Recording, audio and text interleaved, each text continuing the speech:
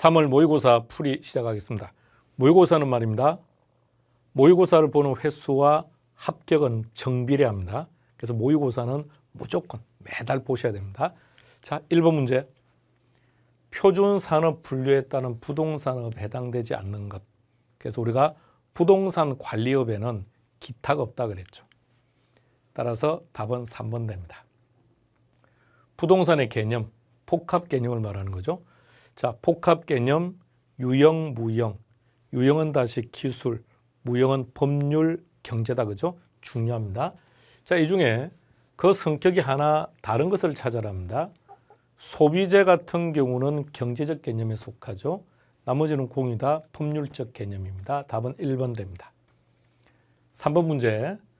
토지 용어 정의에 관한 부분인데, 자, 이 부분은 올해도 변함없이 출제될 부분이니까 한번 쭉 정리해 봅시다. 1번에 부지. 부지가 정답이라면 지문에는 뭐가 나온다고요? 도로, 하천, 철도. 정확합니다. 동그라미 2번으로 갑니다. 2번에서 키는 남겨진 부분이죠. 따라서 뭘 한다고요? 공지. 동그라미 3번. 맹지는 우리 두 가지로 나누어서 좀 기억하자 그랬죠. 타인 토지에 둘러싸여 있는 토지이거나 또는요, 도로와 접속된 면이 없는 토지. 도로와 직접 연결되지 않았다 그랬으니까 정확합니다. 4번.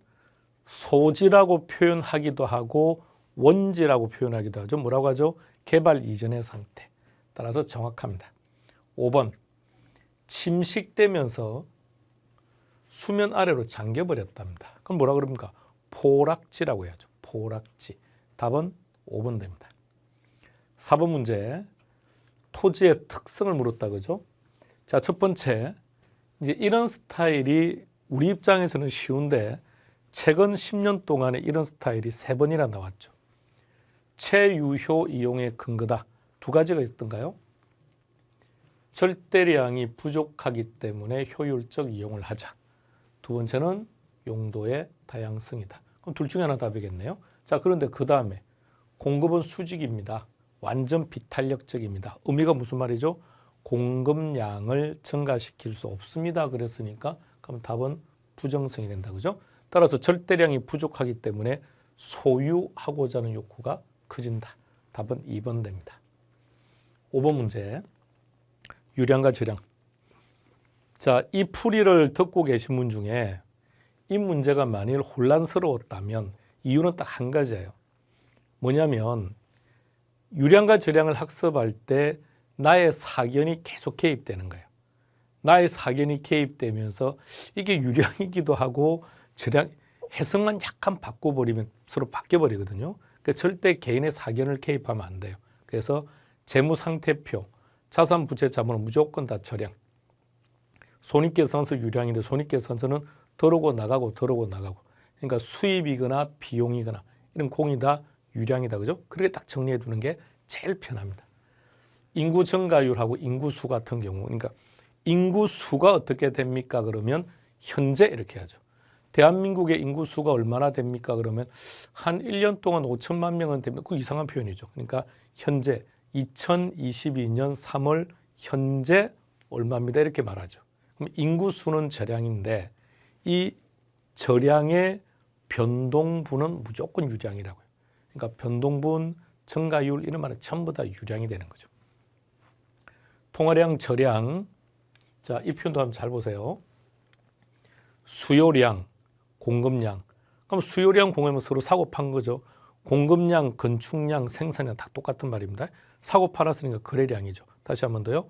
수요량, 공급량, 건축량, 생산량, 거래량은 공이다, 유량. 그 결과치, 재고량은 저량. 투자든 소비든 돈이 나가거나 들어온 거죠. 그러니까 투자를 했다는 말은 돈이 나갔다는 얘기죠. 소비도 돈이 나갔죠. 그러니까 돈이 들어오든 나가면 공이다, 유량. 거래량, 유량. 지대도 유량이고 수입도 유량입니다. 보급률, 저량이죠. 따라서 답은 4개입니까? 3번 됩니다. 6번 문제. 올해도 변함없이 만날 겁니다. 한 문제냐 지문 하나냐 이게 문제인 거죠. 자, 들어가 봅시다. 첫 번째 조건은 완전 탄력적이네요. 완전 탄력적이면 그래프 형태가 어떻게 만들어진다고요? 수평. 그럼 수평이면 뭔가 불변이죠. 가격. 그럼 첫 번째 가격은 불변. 여기서 요거죠. 변화 없다는 말과 알 수 없다는 말은 혼돈하지 않도록 하세요. 알 수 없다는 말은 모른다는 뜻이 아니었죠. 모른다는 얘기가 아니라 상승할 수도 있고 하락할 수도 있고 일정할 수도 있다. 그럼 어떤 경우에 알 수 없다가 나오죠? 수요 곡선과 공급 곡선이 둘 다 이동을 했는데 얼마나 이동한지를 조건이 제시가 안 되는 경우, 가령 수요전과 공급전가.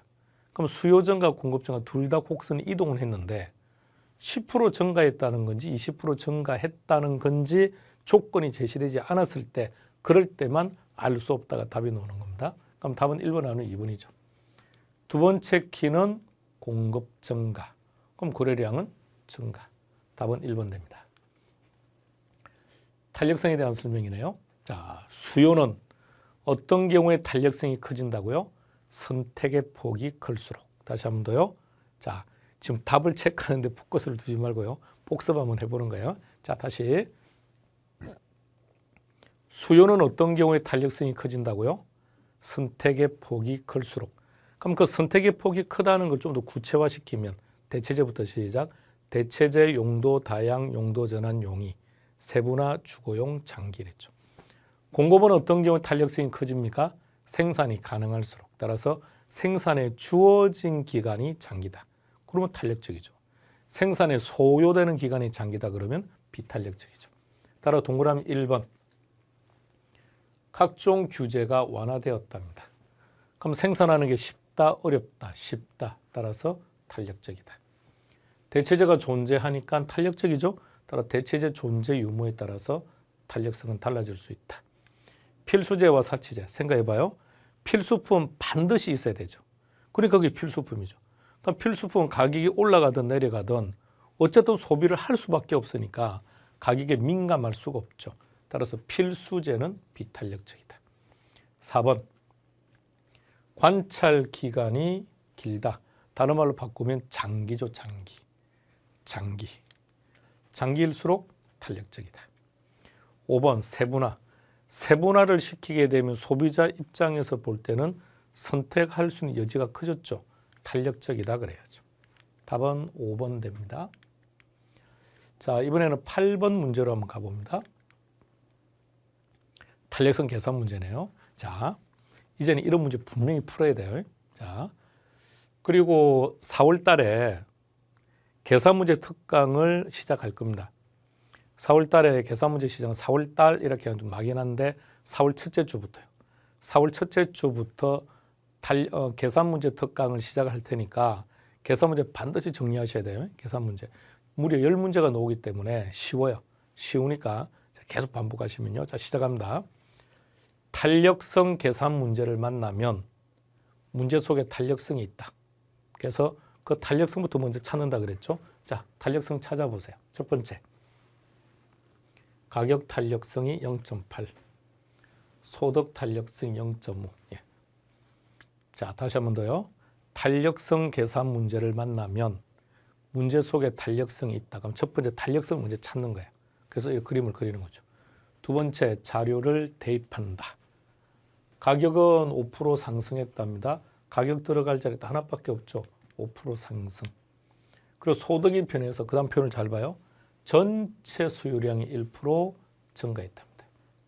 그렇다면 소득은 얼마나 변했다는 것이냐. 자, 이제 그림 다 그렸습니다. 이제 빈칸 하나씩 채워가면 되죠. 일단 현 상태에서는 소득 탄력성은 계산 못하죠. 미지수가 2개니까요. 자, 올라가면 5, 8, 4%죠. 증가 감소, 감소. 왜 감소죠? 가격과 수요량은 무조건 이유 불문하고 반비례. 그게 수요 법칙이니까요. 자, 이제 우리는 요 수요량을 구해서 역으로 소득을 구해 갈 겁니다. 자, 그러면 여기 4% 감소했다 그랬죠. 4% 감소니까 마이너스 4%죠. 여기다 블랭크. 요 블랭크를 구해야죠. 자, 이 둘을 합친 게 1% 증가래요. 그리고 블랭크 구하려면 덩어리로 넘기면 되겠죠.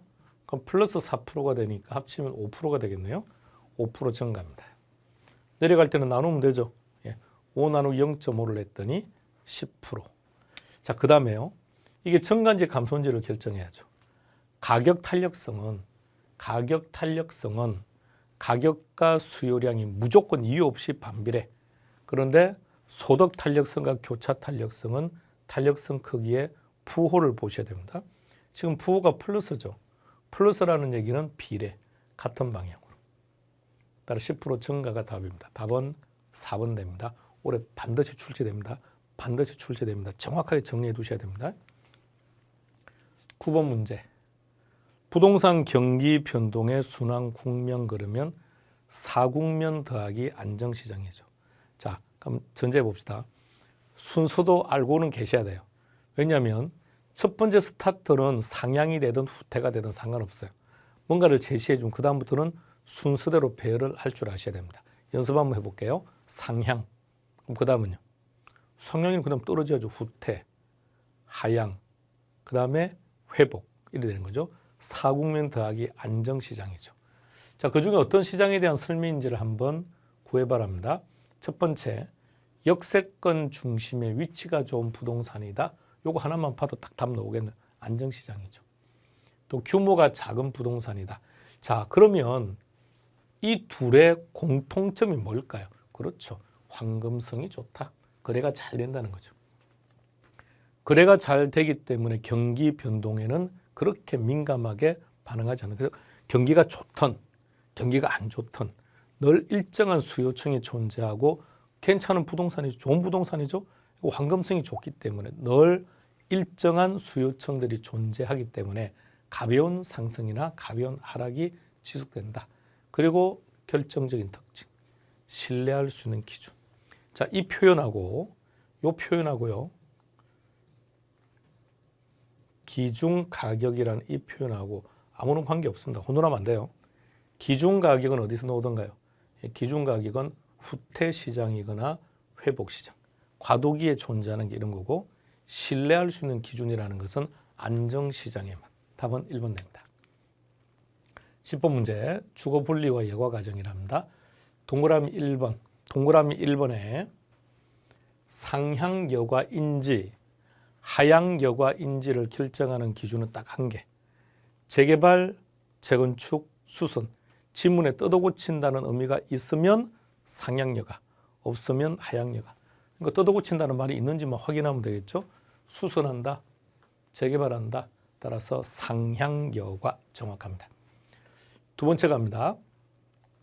조건은 고소득층 지역이랍니다. 개량 비용을 통한 가치 상승분이 비용보다 크답니다.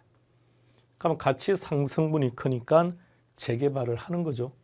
그럼 재개발을 하는데 어떤 지역을 재개발을 한 겁니까? 고소득층 주거지역. 원래도 좋았던 곳인데 노후화가 되고 난 다음에 재개발을 했으니 여전히 좋을 것이고 가격은 비쌀 테니까 저소득자들이 진입하는 것은 곤란하죠. 그럼 고는 고끼리 살고 저는 저끼리 살고 결과 주거 분리. 그럼 답은 2번 되겠네요. 다음 동그라미 3번 조금 더 정확하게 기억해 놓으세요. 옳은 표현인데 좀 더 정확하게 하향 여과에서만 발생합니다. 하향 여과에서만 발생합니다. 그러니까 침입, 천이 이런 표현은 상향 여과에서는 발생하지 않는다고요. 하향 여과에서 발생하고 그리고 주거 입지가 변하는 건데 조금 더 정확히 말하면 고가주택 지역에서 저가주택 지역으로 변한다는 겁니다. 4번. 우리가 이런 표현을 썼었죠. 주거 분리. 고가주택 지역과 저가주택 지역이 서로 분리되는 거죠. 근데 고가주택 중에서도 저가주택에 인접한 곳은 가격이 떨어지죠. 왜 떨어질까요? 부의 외부 효과 때문에. 반면에 이 저가주택 중에서도 고가주택과 인접된 곳은 가격이 다른 저가보다 비싸요. 왜? 정해 효과 때문에. 따라서 정해 효과와 부의 효과 때문에 주거 분리는 필연적입니다. 5번으로 갑니다. 저가주택은 왜 발생합니까? 그랬습니다. 시장 기능 때문이죠. 하향 여과 때문이죠. 자본이 효율적으로 배분되기 때문에 그렇습니다. 답은 2번 됩니다. 11번 문제. 자, 머리 맑게 하시죠. 또 계산 문제 만났습니다. 문제를 딱 보시고 아, 이거 레일리 상업 입지 계산 문제구나 라는 것만 딱 파악되면 무조건 그림부터 그린다. 레일리는 어떻게 풍기된다고요? 인구수에 비례하고 거리 제곱에 반비례한다고 했으니까 인구수 찾아오세요. 5만 명, 10만 명. 거리 찾아오세요. 거리 보니까 5km, 10km의 제곱. 그럼 계산기를 탁 눌렀더니 이 정도 되면 더 이상 계산할 필요 없어요. 자, 이 정도가 되면 빨리 센스 있게 인구수를 빨리 보세요. 인구수가 3만 명이죠. 그럼 더 이상 계산할 필요 없다는 겁니다. 2만 명, 1만 명이죠. 결론은 3대 1. 그러니까 숫자가 2대 1 정도가 되면 인구수도 3만, 6만, 9만 이런 식으로요. 따라서 답은 구체적으로 한다면 이렇게 해요. 답은 4번 됩니다. 12번 문제로 갑니다. 지대론에 관한 설명인데 누구에 대한 거 설명했느냐고 물어봤습니다. 밑에 보기들을 먼저 한번 보시겠습니까? 리카도의 차액 지대설이 정답이라면 비옥도의 차이가 지대입니다. 이런 것들. 항상 따라다니는 게 전제 조건이죠. 전제 조건 두 가지가 뭐든가요? 우등지의 공급은 희소하다. 그리고요, 수학 체감. 그 다음 무엇이 무엇을 결정한다? 곡물 가격이 지대를 결정한다. 이런 표현들요. 알론소 입찰 지대가 정답이면 오로지 하나밖에 없습니다. 최대라는 단어가 지문을 구성하고 있을 겁니다. 파레토의 경제 지대 그러면 총 수입원 전용 수입 더하기 지대. 요거 기억해야 된다 그랬죠. 그리고 전용 수입은 뭐라고요? 최소. 지대는 뭐가 됩니까? 초가. 다음 마르크스의 절대 지대는 소유권의 대가다. 소유권 이야기가 나와야 되고 그 다음에 한계지의 지대를 설명하였다. 마샬의 준지대 첫 번째 생산비다. 정의를 한다면 고정 생산 요소에게 배분되는 기속되는 소득이다. 그리고 이것은 일시적으로 발생한다. 그런 개념이죠. 그런 내용들을 보니까 비옥한 토지 양이 희소하고 수학 체감 이것만 봐도 답 다 나오겠네요. 그래서 리카도의 차액 지대입니다. 13번 문제입니다. 옳지 않은 것, 틀린 걸 찾는 겁니다. 동그라미 1번 버제스의 동심원 이론. 버제스의 동심원 이론 하나도 빠뜨리면 안 된다 그랬습니다.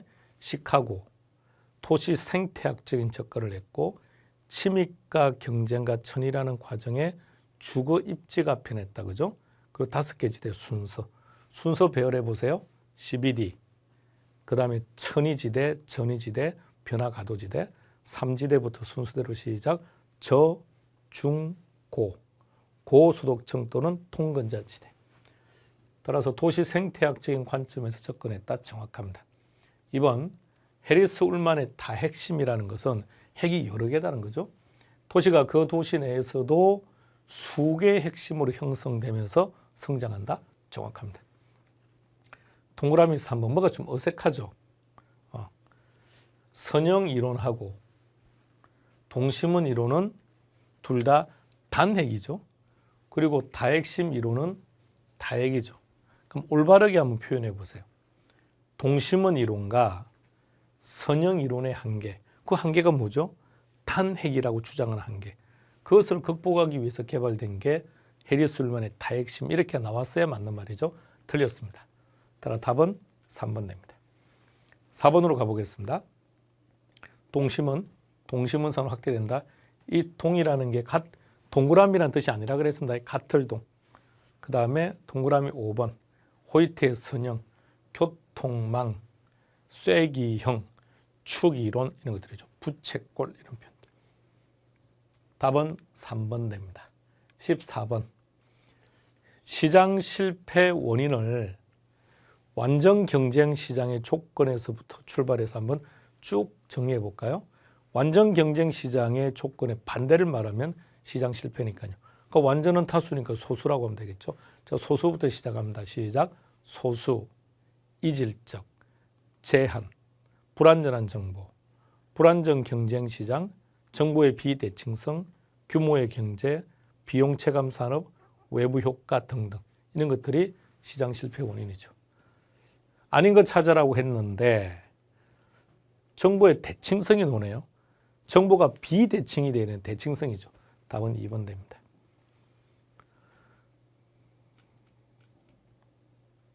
15번 문제, 토지정책입니다. 동그라미 1번. 우리는 직접 개입이 문제 이런 거는 한 적 없죠. 우리는 간접 개입의 포인트를 두자고요. 조세부터 가볼까요? 시작. 조세, 금융, 보조금, 부담금, 정보. 시작.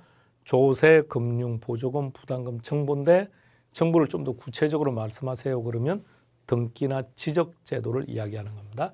따라서 동그라미 1번 둘 다 직접적 개입이네요. 정확합니다. 동그라미 2번을 봅니다. 개발 사업을 시행하는 과정에 이익이 생겼으면 그것을 환수하는 제도래요. 그럼 그대로 개발이익 환수제 정확합니다. 그런데 동그라미 2번 같은 경우요. 개발이익 환수제라는 이 자리에 개발이익 환수제가 없어지고 이 자리에 개발 부담금이 들어가더라도 정확한 답입니다. 같이 좀 기억하세요. 왜냐하면 개발이익 환수라고 하는 개념은 추상적이죠. 이익이 생기면 환수합시다라는 추상적 개념이고 구체적으로 환수하는 게 개발 부담금이라는 얘기입니다. 동그라미 3번. 누군가는 개발을 하자입니다. 또 누군가는 보전을 하자입니다. 이렇게 서로 상충되는 문제가 생긴 거죠. 그렇다면 개발을 하든 보전을 하든 결론을 내려야죠. 그러면 어떻게 해야 되느냐? 이 토지 상태를 알아야죠. 이 토지가 지금 현재 20층짜리 건물을 올릴 만한 튼튼함의 지반을 가지고 있는 건지 아니면 여기다가 상가를 신축하려고 하는데 상업단지로 개발을 하려고 하는데 유동 인구수가 그만큼 많을 수 있는 지역인지 토지 적성평가라고 하죠. 틀린 것은 3번 되겠네요. 자, 4번으로 갑니다. 4번의 내용을 잘 보시면 읽어보면 느낌 자체가 이런 거죠. 환지방식이라는 느낌. 이걸 읽어보시고 환지방식이라는 느낌이 있었다면 그냥 합격인 거예요. 근데 이 환지방식이라는 게 대표적으로 도시 개발 사업의 한 유형이죠. 수용 방식도 있고요. 동그라미 5번으로 갑니다. 이제 좀 더 구체화 시킵시다. 토지 선매, 첫 번째 토지거래 허가 구역입니다. 토지거래 허가 구역 내에서 공익을 목적으로 해야 됩니다. 공익을 목적으로 함에 있어서 사적 거래 우선한다. 자, 이렇게요. 토지거래 허가 구역입니다. 허가 구역 내에 어느 토지가 있는데 강양구가 이 토지를 사려고 해요. 근데 서울시도 이 토지를 사겠대요. 그렇다고 서울시가 무조건 사는 건 아닙니다.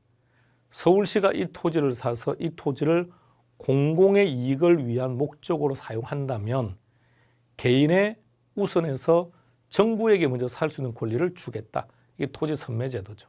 단 선매는 반드시 협의 매수를 하는 거지 수용은 안 된다. 16번 임대료 규제 정책이네요. 자, 임대료 규제 정책에서는 결론은 두 가지죠. 규제 임대료가 시장 임대료보다 높으면 아무런 변화 없고 낮으면 부정적 변화. 부정적 변화와 관련 없는 두 가지 내용은 초과 수요하고 이중 가격. 단 초과 수요, 초과 수요를 기억했다가 자, OX인지 결정해 보세요.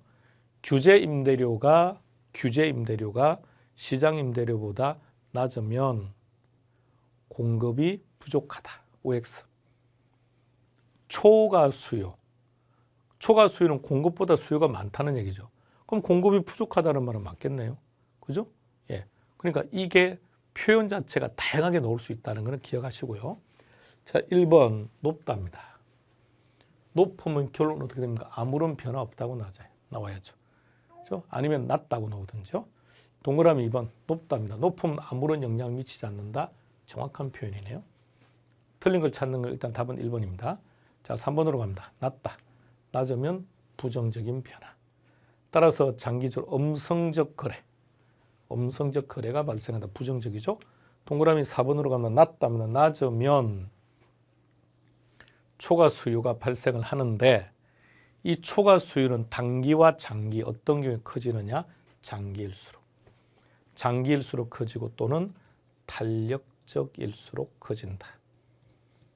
그렇다면 또 다른 말로 바꾼다면 장기일수록 탄력적이라는 말과도 똑같다는 뜻이겠네요. 동그라미 5번입니다. 낮답니다.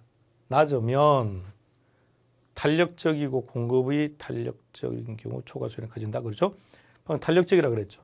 그럼 여기서 탄력적이라는 것은 수요가 탄력적이든 공급이 탄력적이든 관계없습니다. 탄력적일수록 초과 수요는 더 크게 발생합니다. 17번으로 가보겠습니다. 재산세를 부과했답니다. 결론 잘 봐요. 임대료가 전혀 상승하지 않았대요. 그럼 이게 어떤 의미인지 잘 생각해 봐요. 재산세가 인상되었음에도 임대료에 아무런 변화가 없다는 얘기는 이 세금은 집주인이, 임대인이 100% 부담했다는 거예요. 임대인이 100% 부담했으니까 공급이 완전 비탄력이다. 공급이 완전 비탄력이다. 그 말은 수요가 완전 탄력적이라는 말과 똑같은 말이죠. 공급이 완전 비탄력적이다. 그럼 공급이 완전 비탄력적이니까 공급자가 100% 부담한다는 뜻이겠죠. 그럼 수요가 완전 탄력적이라는 말은 무한대니까 완전 탄력적이죠. 그럼 수요자는 전혀 부담하지 않겠다는 말이죠. 18번 문제로 갑니다. 투자 위험의 유형에서 어떤 형태에 해당됩니까? 라고 물어본 겁니다. 그러면 박스 안에서 키워드 찾아야죠. 첫 번째 뭐가 보입니까? 수요와 공급. 두 번째는 시장 상황. 그러면 수요와 공급이 만나는 장소를 우리는 뭐라 그러죠? 시장. 그럼 시장 위험을 얘기하는 거죠.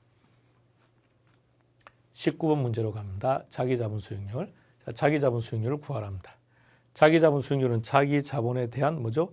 세전 현금 수지죠. 이제 한번 쭉 적어 본 거예요. 이걸 외우려고 하는 거 아닙니다. 암기하라고 한 건 그냥 자기 자본에 대한 세전 현금 수지죠. 자, 자기 자본은 6억이랍니다. 부동산은 10억짜리인데 대부 비율 40% 대출 받는 거니까 자기 자본은 6억이죠. 자, 그리고 순영업 소득은 1억이랍니다. 1억. 거기다가 부동산 가격이 5% 상승한다고 되어 있네요. 그러면 10억짜리에 5%니까 5천만 원이요. 그럼 대출은 얼마를 받는 겁니까? 금액으로 환산하면 4억을 대출 받는다는 얘기죠. 이자는 몇 프로 주기라고? 10%. 마이너스 4억 곱하기 10%. 자, 그렇게 했더니 18%가 나옵니다. 답은 4번 됩니다. 20번 문제로 갑니다. 현금 추정, 현금 흐름에 대한 부분요. 자, 시작해 볼까요? 자, 동그라미 1번 순자가 떴네요. 우리는 지금 어떻게 기억하고 있습니까? 순자가 뜨면 비용 차감이죠. 그래서 틀렸습니다. 동그라미 2번 유효 총소득을 산정할 때 필요한 항목은 그랬네요. 자, 그러면 유효 총소득을 기준으로 놓고 위에는 전부 다 고려하는 항목이에요. 아래쪽은 필요 없죠. 그럼 이럴 때는 아래쪽만 생각하면 되죠. 유효 아래 차감하는 항목이 뭐가 있죠? 유효 총소득에서 마이너스. 그 다음에 나오는 게, 자, 순자가 뜨면 비용을 뺀다 그랬죠. 그러니까 유효 밑에는 비용, 부채, 세금 이런 거겠죠. 비용, 부채, 세금. 얘 때문에 틀렸네요. 자, 이게 무슨 의미냐면요. 영업 경비는 순영업 소득을 산정할 때 필요한 거지 유효 총소득을 구할 때는 필요 없다라는 말입니다. 3번으로 갑니다. 이번에는 세전이 떴네요. 자, 세전과 우리는 뭘 기억하죠? 세전이 뜨면 뭘 건다고요? 그렇죠. 부채 서비스액. 부채 서비스액. 정확합니다. 자, 그 다음 부채 서비스를 어떻게 한다고? 차감. 이게 틀렸죠. 동그라미 4번 세전 또 떴네요. 그럼 부채 차감이다. 그죠? 다 차감인데 부채도 맞아요. 근데 세전 지분 복귀액은 자본 이득이니까 부채 서비스액이 아니라 미상환액이 나와야죠. 5번 투자자가 과세 대상이랍니다. 과세 대상이라면 이게 무슨 뜻이죠? 과세 대상이라는 말은 영업소득세가 있습니다라는 말이죠. 즉 간단하게 세금이 있습니다라는 얘기죠. 그럼 세금이 있으니까 세전과 세후를 비교하면 세전이 커야죠. 세금이 있으니까 세전에서 세금을 빼면 세후가 되니까 세전은 세후보다 크다. 정확합니다. 답은 5번 됩니다. 자, 여기까지 정리하고요. 잠시 우리 물 한 잔 마시고 다시 돌아옵시다. 딴 데 가시면 안 돼요. 물 한 잔 마시고 빨리 돌아오시기 바랍니다.